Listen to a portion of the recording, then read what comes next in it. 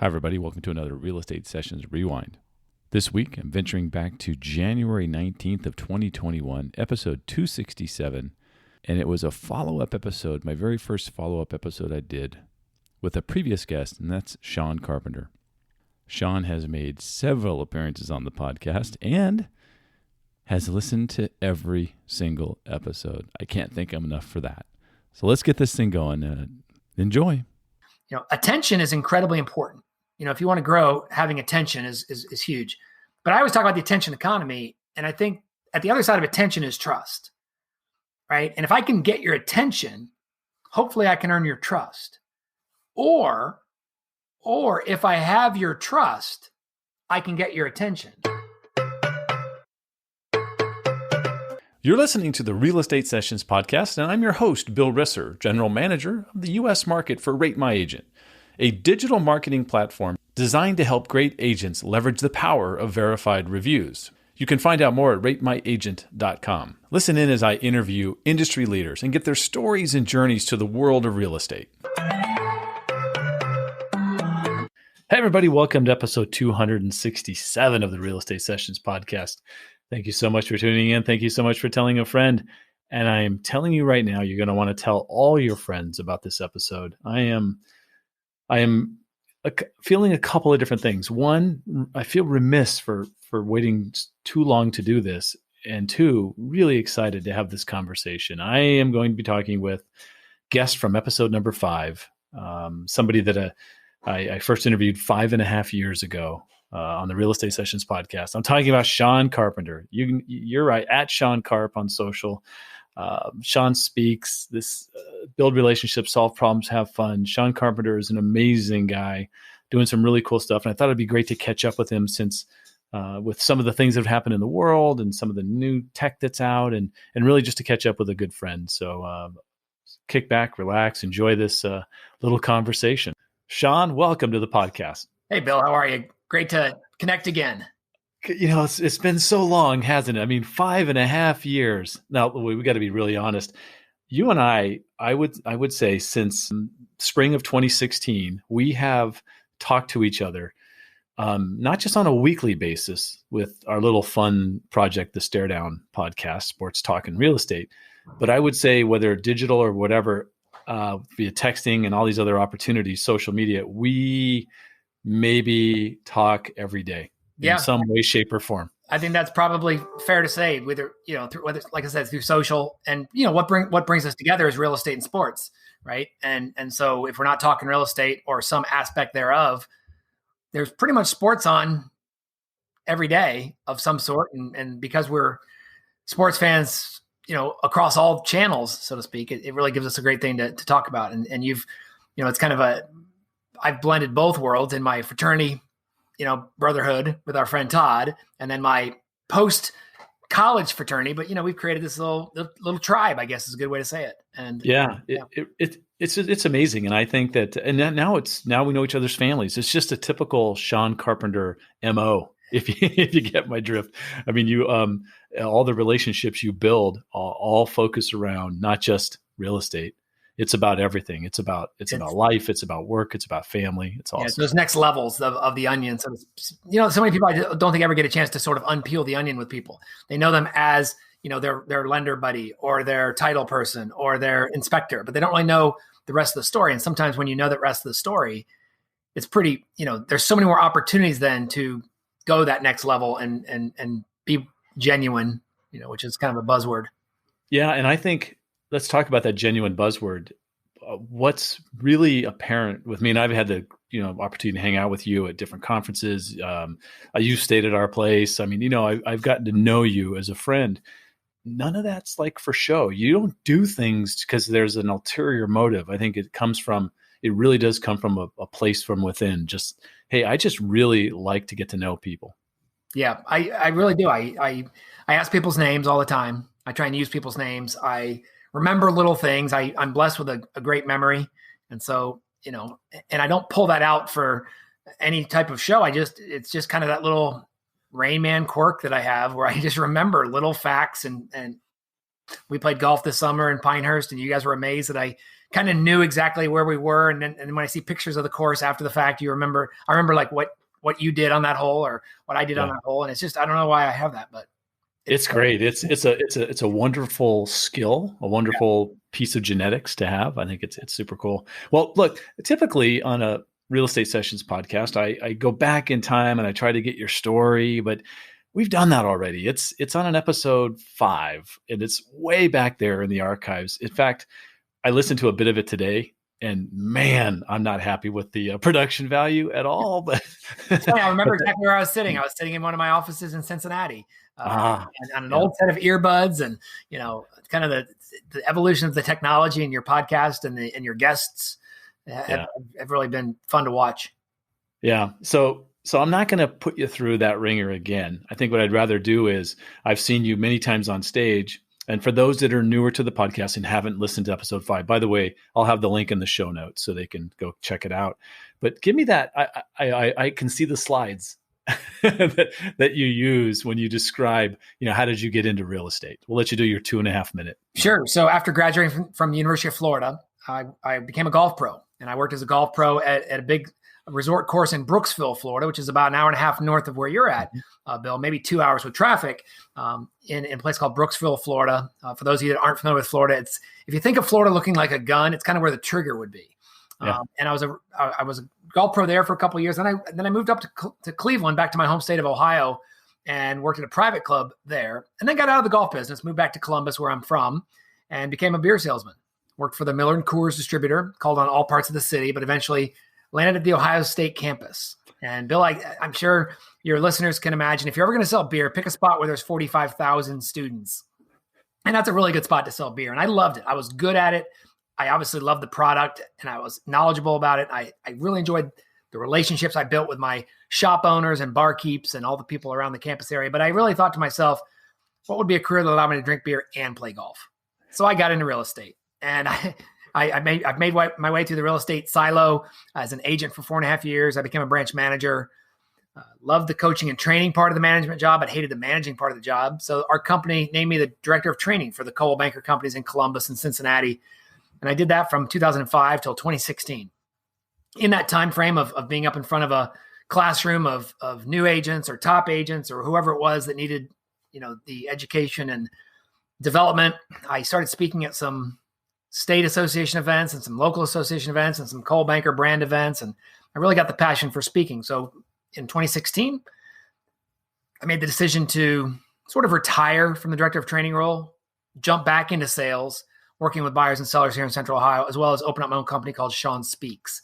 And so since 2016, I've been traveling the country, talking to real estate audiences, big and small, as well as a few businesses outside of real estate, which maybe we'll get to in a bit. But I'm back actively working with buyers and sellers. I'm not trying to sell 100 houses a year. I'm trying to sell enough so that I can kind of keep my finger on the pulse of the market, so that when I talk to my audiences, there's hopefully some credibility that I'm not just someone telling you what to do. I'm someone who's actually doing the types of things. And I see the frustrations of MLS not working one day, or a website being down, or a client not following up, or a co-op agent leaving a back door open on a showing and things like that. So I have a little empathy and some credibility. So that's what I've been doing. And I've really been loving it. And obviously we made a big change and shift last year with the speaking kind of going virtual, which I think we're going to talk about. Yeah, we'll definitely chat about that. Before we get there, you have an incredible knack for putting presentations together around themes. I guess that's a safe way to put it. In fact, talking to your frat brother, Todd Meininger, it's something you've been doing your whole life. I mean, even back in your college days at UF, you would do parody songs and do all the very creative kind of a guy. True? Yeah, I think I'm blessed by a hyper creativity, which I think is whether it's in my carp art drawings or whether it's in my parodying of songs or just kind of being a general smartass. I mean, I think I take a lot of chances. I say some things that I try a lot of things. I always see things. Me, Bill. I think in acronyms. I think it's great teaching methods and things like that. But maybe it goes back to when I started writing those parody songs for our sorority invitations. We'd go and sing to the sororities at their dinners to invite them to parties and things like that. And so I always think of words when I hear a word and I think of, all right, what would that rhyme with? And what's a little play on that word, or how can I use that in a pun? And so very, very creative from that standpoint. I think I get that from my mom, who was a school teacher, and, my mom does a crossword puzzle every day. And, it's just always that feeding things into her brain. So yeah, creative for sure. Yeah. How many presentations have you prepared? Like right now, if I said to you, send me your menu of presentations you do for the real estate industry, what's that number? Well, I mean, I probably, because I can personalize and take bits and pieces out of them. But if I put them up as like kind of a book on a shelf, like if I was, you think of Stephen King and all his books, or you think of the Avengers movies, I probably have 40 to 50 different, presentations up on a shelf. And then obviously I can then modify accordingly. One of my favorite mentors, Kim Doherty, who was the director of agent development in St. Louis. He's actually the reason why I do what I do, because I was at a conference, one of my first Coldwell Banker national conferences, and it was in San Diego, I remember, and Kim was speaking. I just was so inspired by his storytelling and him sharing practical, tactical things that I leaned over to my buddy Fred, who was sitting next to me, and I said, "That's what I want to do." And he said, "What, number 19?" Because Kim was sharing like 21 ways to grow your business. And I said, "No, I want to be that guy in front of the room that was sharing that idea." And, and Kim gave me some great advice when I started speaking. He said, "Sean, every class you do, you should have 2 names for it." So let's say you're looking to hire me, Bill, and you say, "Sean, what's a class you can come down and share with my top agents?" And I say, "Well, Bill, how about my realtor's toolbox? Tools, tips, and techniques to build your business." They say, "No, that sounds too basic." And I say, "All right, how about get in the game? How to score big in real estate and have a ball doing it?" You say, "Yeah, that sounds good." It's kind of the same class, just with different titles. So the problem I have to remember is when someone hires me to speak, if they hire me to speak again, that I don't pick the same type of class. So I can take lots of bits and pieces. Because you know what, Bill, you know this, the business is pretty simple. It's about my philosophy: build relationships, solve problems, and have fun. And all the other things, whether it's technology or social or follow-up or listings or leadership, a lot of the concepts, a lot of the stories can be kind of worked in different ways across the message. Just like listen to some of a lot of Jimmy Buffett songs revolve around a couple themes: music, drinking, boats, that type of thing. So that's kind of, I guess, my philosophy is my catalog of classes is wide and vast, but I also try and make it so it's not just about real estate. I mean, some of my topics, right? I have a rock and roll class, which is called Getting in Tune with Your Audience, what real estate rock stars can learn from real rock stars. I have a class about automobiles. I did a class for a company in Arkansas a year ago called Hunting, Fishing, Selling Every Day. And it kind of took a country music and outdoor theme. I just have a lot of fun doing classes because I never want to be bored teaching. Because Bill, what I found is if I'm bored teaching, I know the class is bored listening. And so I do lots of outside the box, not just your typical fill in the contract and, put a sign in the yard type classes. What would you say to somebody who is the Sean Carpenter that was listening to Kim and decided they wanted to be in front of the room? What would you say to them? Get in front of the room more, right? It's kind of like what you say to people about, I want to do more videos. Then hit the red button and just hit record. And you're going to have to do some free stuff to begin with. You're not going to be able to probably give you a paid speaker. So you're going to have to do some classes. And you know what, Bill? I started in my branch office, right? I started in my branch office doing like how to do an open house. And then I started getting invited by our director of training at the time to come up and teach that little segment of new agent training on open houses. And I started getting good and people asked more questions. And then, what was a half an hour visit turned into an hour and a half visit. And then teachers said, wow, Sean's really good at this. And each month I know I can count on him. And then and then start with your local board, right? Start at your local association and then maybe your state association. And if you can get outside of real estate, that's even a great opportunity. I know some people do Toastmasters and some people do BNI groups where they're sort of forced to stand up and present, whether it's a minute or 2 minutes or 3 minutes. So just take opportunities, but I think it all starts with just getting up in front of a small audience and probably have that one signature class that you can go to. What's that thing? Is it Instagram? Is it Snapchat? Is it, 10 ways to grow your TikTok audience, which may not sound like a really viable topic, Bill, but there's probably a local state association out there that's getting lots of their members asking for information on TikTok. And so you become that person. You start honing your craft. You start getting some confidence. You start getting some good feedback. And the next time that director of training is looking for somebody to teach the next hottest topic, maybe they say, hey, can you do something for me on this topic or this topic? And so that's kind of how I grew my business. And then I got a chance to speak at our company event, did a great job with that. So they invited me to our company event in Cincinnati. And they said, we really like this guy. Maybe we'll make him the director of training because he seems to have a good knack for being in front of an audience. So that's kind of how I grew that. Before we talk about 2020, which we're going to do, we got to talk about Inman. I think that was for both of us, right? A great way to grow a network nationwide, to meet a lot of people from all over the country. Tell me about the first time you were an ambassador for one of the Inman events.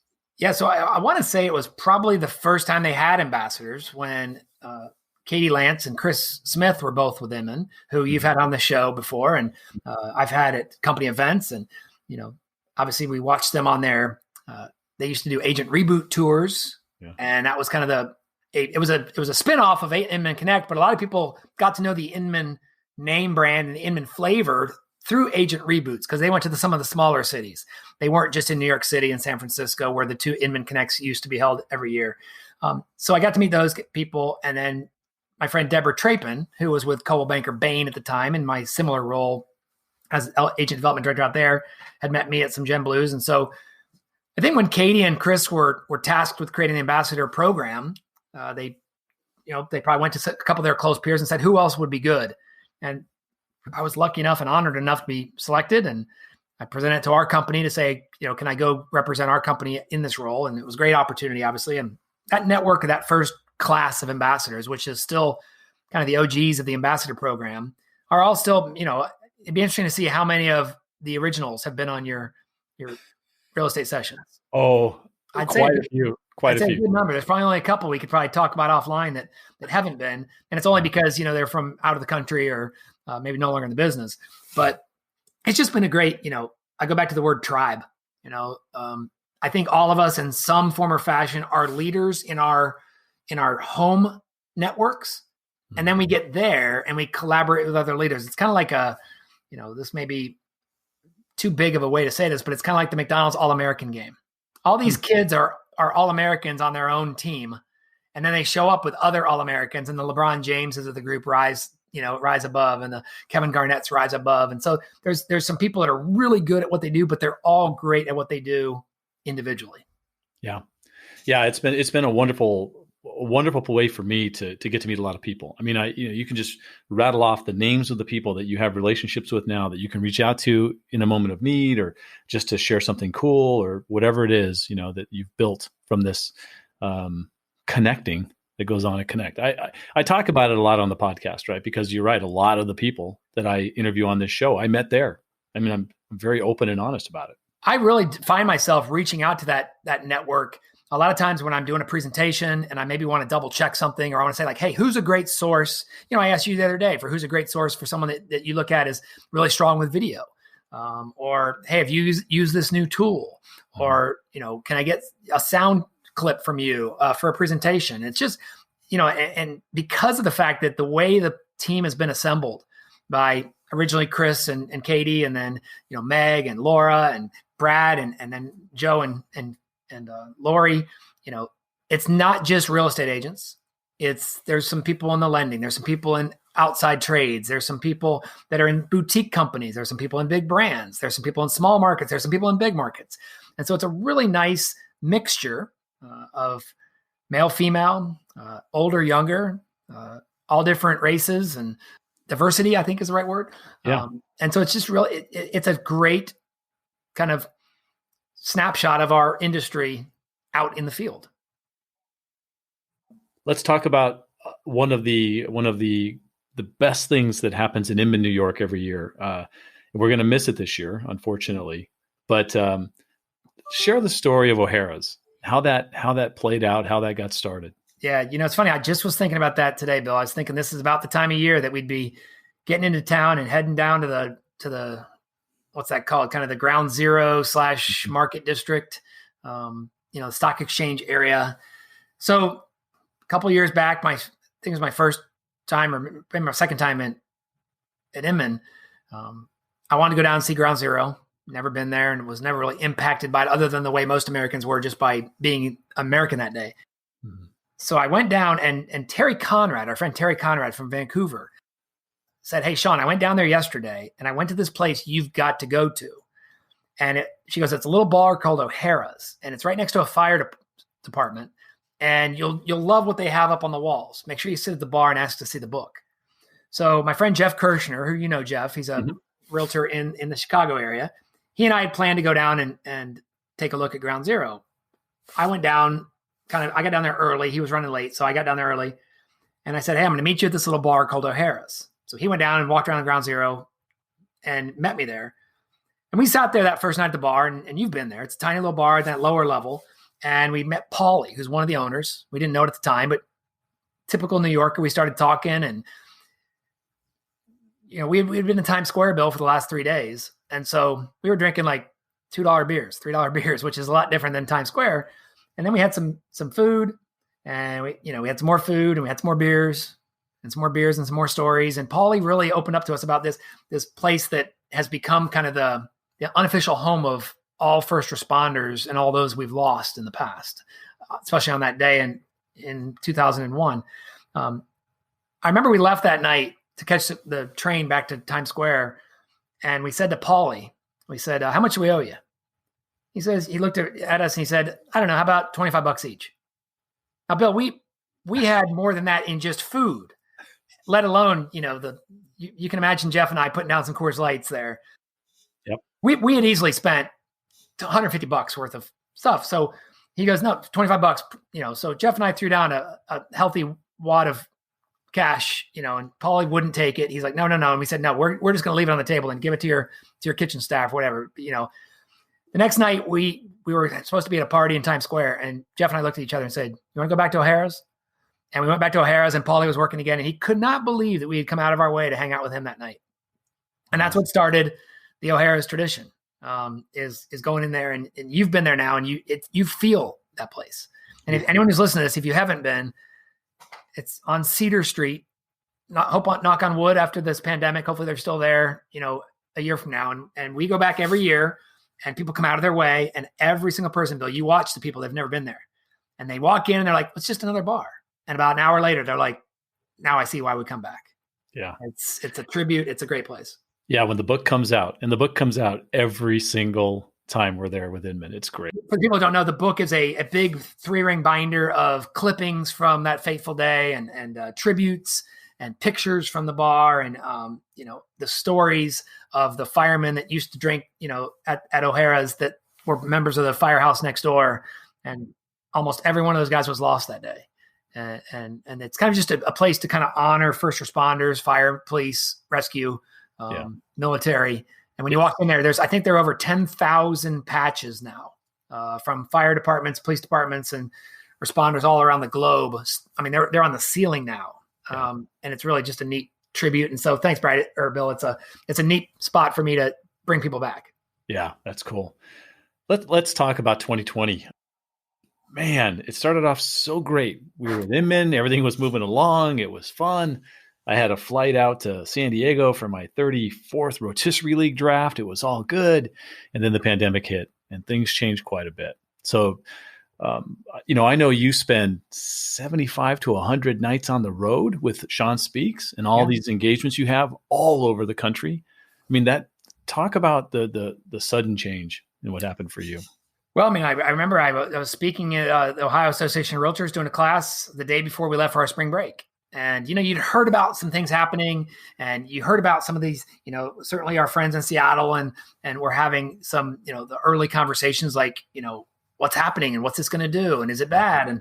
But life went on and everybody, kept moving. And then all of a sudden kind of on spring break, we remember that, I guess right before spring break, that basketball game we were watching when Rudy Gobert was diagnosed as COVID positive and then they shut it down. And then later that night, the NBA stopped playing and it was just kind of that weird moment, but it went from 180 miles to stopped. We've all experienced driving down a freeway. You're making great time, and you come up over the hill and you see all the brake lights. And you're like, "Oh, what's this?"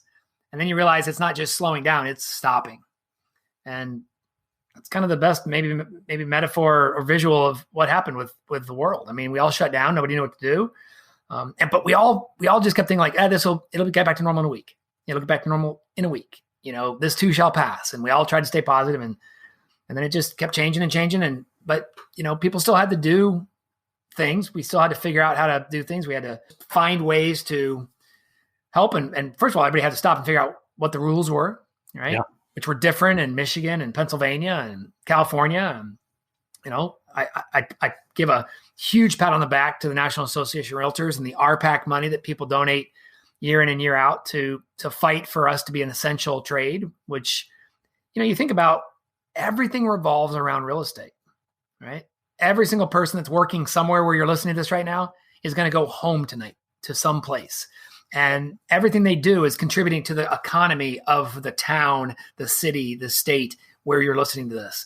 And we, to know that we get to be an integral part of that, Bill, in whatever facet of our real estate industry that we are, I think that's kind of a really prideful thing for me, that what we do is really important.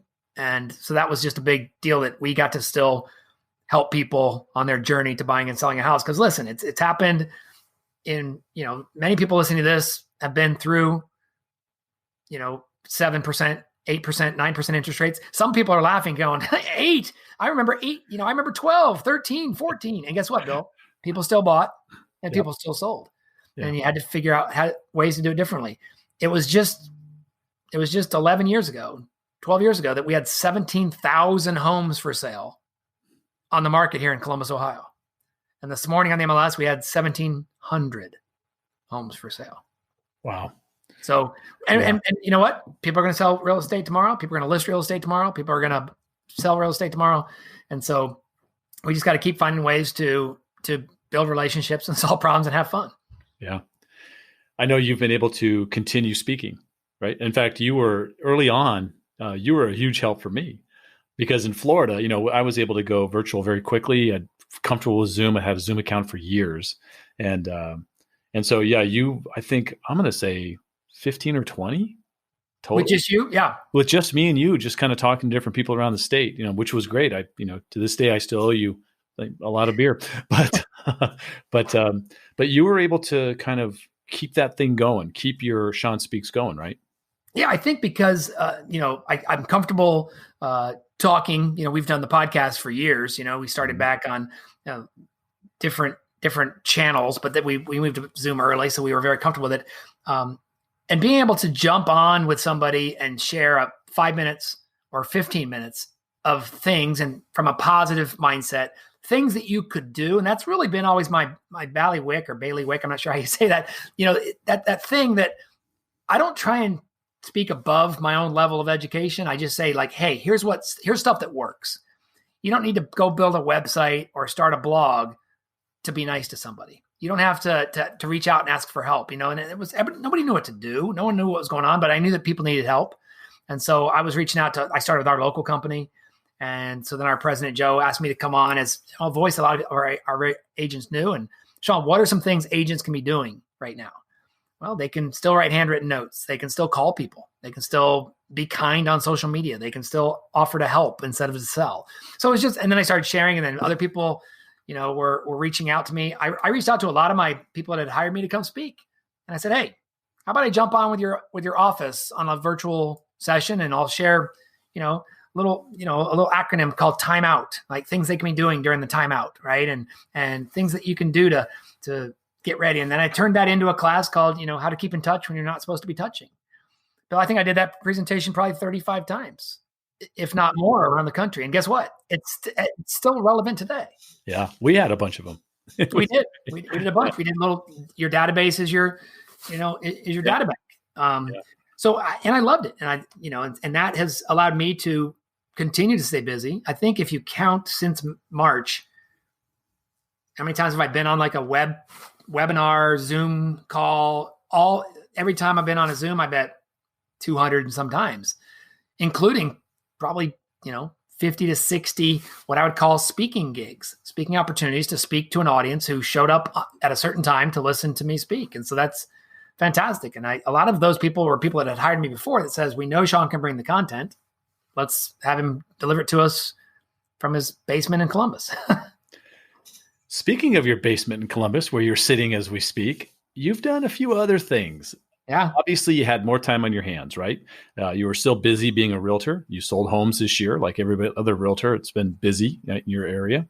But let's talk about some of the additions. I'll lay a couple out there. First of all, you mentioned, Carp's Corner, your blog, which has been around forever. Near 1,000 episodes, or did you hit 1,000? No, I'm 1,042 posts. Yeah, so you went by it this year, and then, but you added a component to that. We got to talk about lost lyrics because, and why we got to talk about it, because I'm really bad at it. And your Carp's Conversations. I mean, you had these things going, right? It's like an example for others. Hey, when this kind of stuff happens, you got to kind of think a little bit outside the box. Let's do some other things to stay connected and keep building relationships, solving problems, having fun. Yeah. I jumped on I was doing the Zoom calls and it was kind of, if you think back to it, how much fun people had doing their like Zoom happy hours with their friends, and people would connect and all the boxes would be there. And then I reached out to some of my fraternity brothers and said, hey, we're going to do a Zoom call. And it was some of my close fraternity brothers. And I said, let's invite a few more. And I started reaching out to those next group of people that were in my fraternity, but I wasn't close friends with. And I did I think 4 or 5 weeks in a row, Bill. And the emotions and the excitement of some of these people that hadn't seen each other in 35 years. And they got a chance to connect. And like faces would come on the screen and everyone would scream, oh, look, Bill's here. And it was like, where are you now? Oh my God, your kids are graduated college already. And so that was fun. I started doing Carp's Corner Conversations, which was just, I saw that tool called StreamYard, and I was intrigued by it, and I did some research on it and found out, hey, you can get this for $25 and $25 a month, whatever it was. And it's a great way to get the 2 screens up and it looks clear. And I started inviting some of my mentors, Kim Doherty and Chris Leader and Matt Ferrara. And I just had a chance to kind of chat with people one-on-one and invite people in so I could leverage Facebook Live and talk to an audience. And then I had this idea to kind of blend trivia and music, 2 of my favorite things.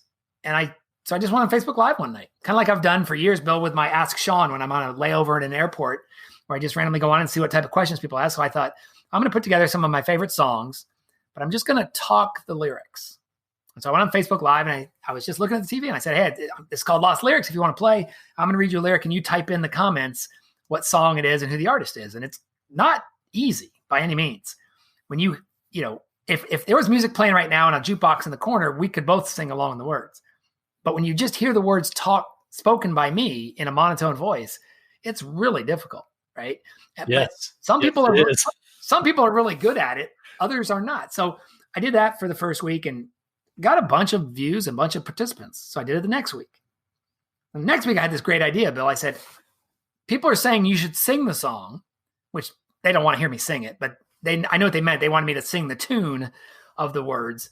But I said, I'll just say the words, but then I'll play a little clip of the song. So I was on Facebook Live and I pulled my phone out next to my laptop and I played the first song and people guessed it.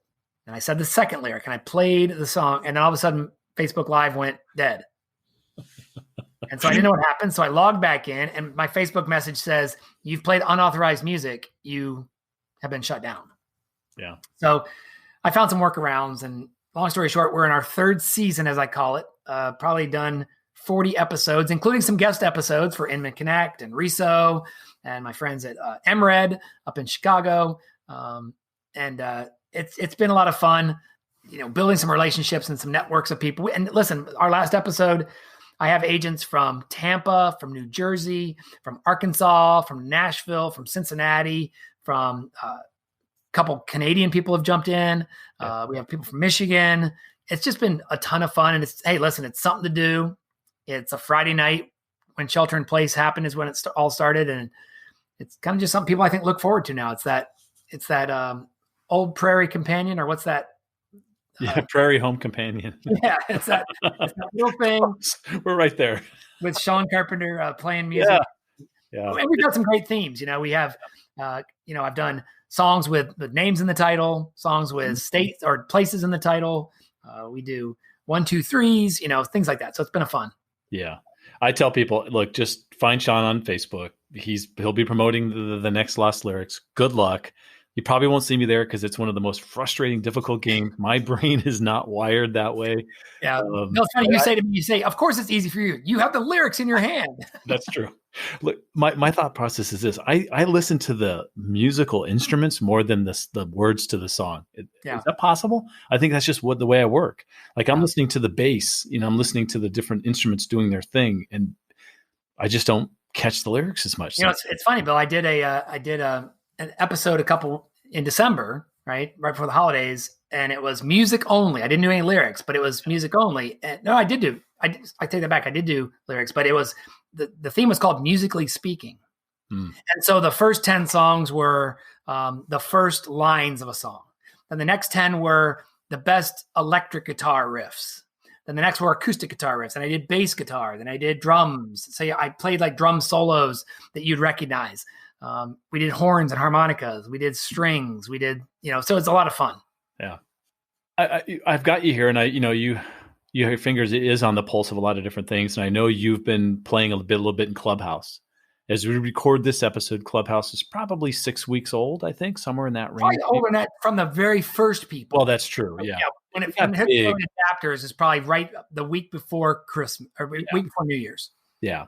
So, what are your thoughts on that? I mean, I've heard some people describe it as a live podcast, but with feedback, where it's a two-way street. There already are people talking about, the real estate people are going to go in there and kind of turn it around and turn it into a marketing sales tool. And it's so, what do you think? I've got mixed feelings on it. I've seen lots of the next great social channels come and go. Right. We saw Google Plus, we've seen different channels come and go. Snapchat was going to be the next big thing. And then Instagram kind of stole what Snapchat did with their stories. Now there's TikTok, which is a whole different audience. And it's more of a look at me than it is a social channel. Yeah. There's been lots of things, right? There's been lots of places. I think Clubhouse has some legs. I do think there's some neat things. And I think it will settle down. Right now, it's a big look at me opportunity, which is great for someone who's a speaker who can build an audience. Because when you are talking, you're on a stage is their terminology, and you get to invite people in, and your profile's front and center, and people, it can lead to following and can lead to voice. But, as some of the marketing people you listen to, right? The Scott Strattons, the Seth Godins, the Gary Vaynerchuks, attention is incredibly important. If you want to grow, having attention is huge.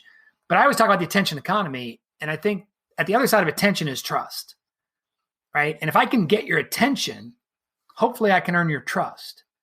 Or if I have your trust, I can get your attention, right? So if I show up on Clubhouse and people trust that what I say is usually on point and engaging and inspirational, they'll give me their attention. They might tune into a session I'm in, the same way they might show up at a class at their local board if they knew I was in town speaking, right? If they trust me that I'm going to deliver a good class, engaging class, relevant class, they'll give me their attention.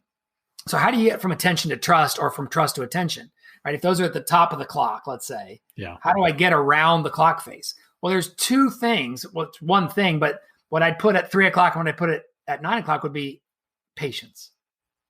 Patience. If I have your attention, I got to be patient that over time I can earn your trust. And if I have your trust, I got to be patient that over time I can continue to get your attention. And guess what, Bill? The attention economy works in everyday real estate. It works in what you do with Rate My Agent. It works with testimonials. It works with so I think right now I'm watching to see who can start developing trust to start having room. So it's not 800 people with people just vying to talk.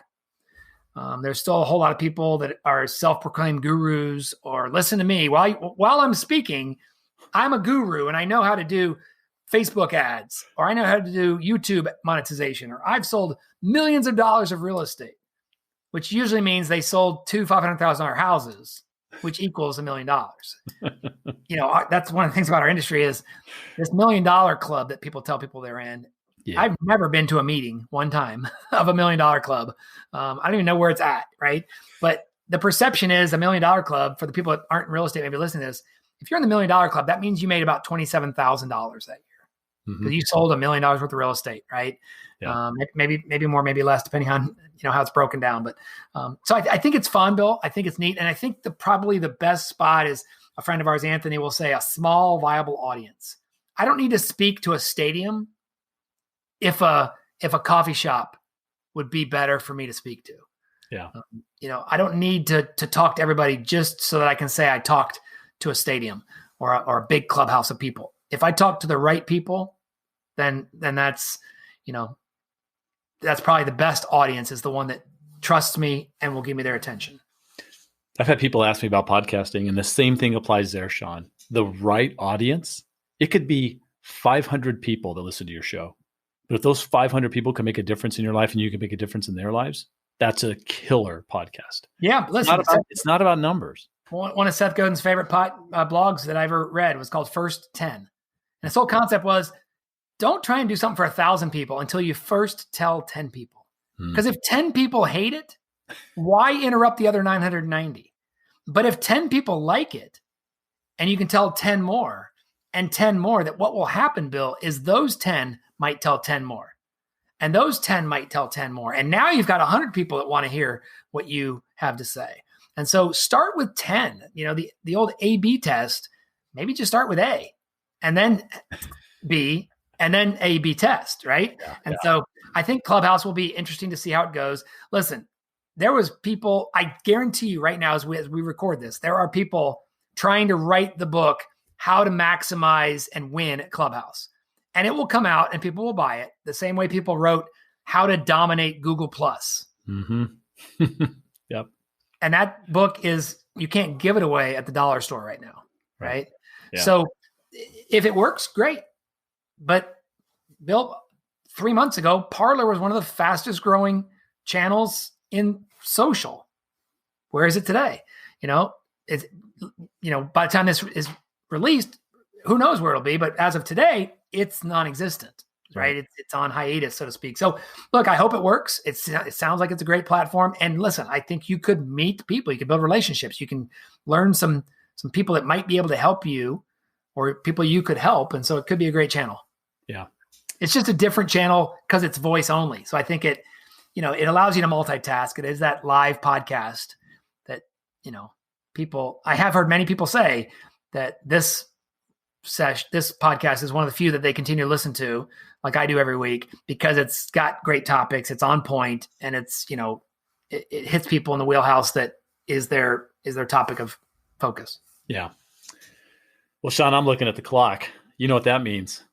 It means it's time for you to ask me a question, right? Yeah, I have to ask you that same final question that I asked you this same question back in September of 2015. So let's see if the answer's changed. I'm going to guess no, but let's see how it goes. So, Sean, if you had to give one piece of advice to a new agent just getting started in the business, what would it be?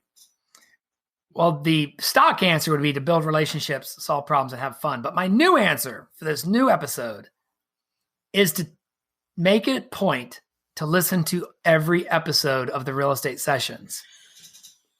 Because if you do that, you will get a mixture of some of the coolest people in our industry. And anyone who's not in our industry that Bill brought on, you can learn from their podcast as well about what they talk about, how they grew, where they're from. Probably my favorite part of every episode, Bill, is when you get the backstory of people and you learn about their sports loves or their hobbies or interests or how they grew up or, what they've learned. But I mean that because, our sports podcast came out of me responding to each episode saying, like, you should do a podcast or a sports podcast. And you said, I will if you will. Well, I'm going to say it out loud now. You should take all the answers to what piece of advice would you give and put it into a book, put it into a blog, right? Put your money where your mouth is and hire someone to go in and listen to every one of those things. And because you went, almost 200 episodes before an answer was repeated, right? Does that sound about right? Yeah, about 150. It was way deep. It was shocking to me. And people say sort of the same things, but in a different way. Like a lot of people said, get a mentor, but they didn't just say get a mentor. They had a story for what that means. Correct. And so I don't think you knew I was going to say that, but I would say listen to almost every episode of this and you will get something from that. And I will give kudos to you, Bill. You've become such a better interviewer. You were great at the beginning, but you're such a better interviewer now. once again, that's a great example of when you do something enough times. I know I'm a better writer because I've written 1,000 blog posts on Carp's Corner.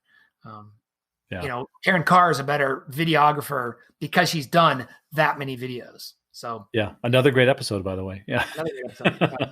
Yeah. Well, look, that's awesome. That all of a sudden now, when someone says, "What's your favorite answer to that last question?" Because when I get interviewed, people always ask that. I'll go to episode 267. It's a great answer from Sean Carpenter. Well, Sean, it's been great. I love doing this. Hopefully we don't wait another 5.5 years. The more I think about it, I should be doing this kind of on a regular basis with you, because you are the number one fan of the show. You've done a ton to help it grow, and I can't thank you enough. So if people want to reach out to you, what's the best way for them to do it? Yeah, easy way would be go to seancarpenter.com, which is going to take you to carpscorner.net. For some reason, I can't get carpscorner.com.